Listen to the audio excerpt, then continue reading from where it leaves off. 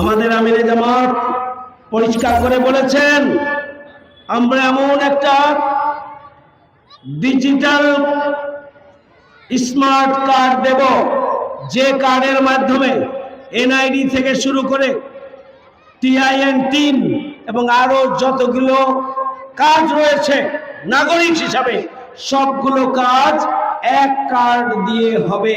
আমরা সেই ধরনের একটা সিটিজেন ডিজিটাল স্মার্ট কার্ড আমরা জনগণের হাতে তুলে দেব।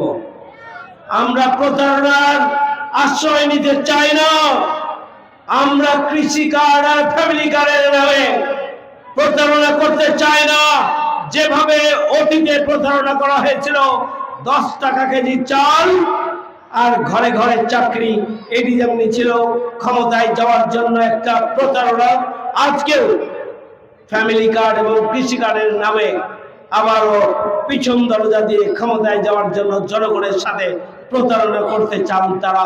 আমাদের মা এবং বোনদেরকে সজাগ থাকতে হবে, আমাদের সর্বস্তরের ভোটারদেরকে আমাদের সজাগ থাকতে হবে।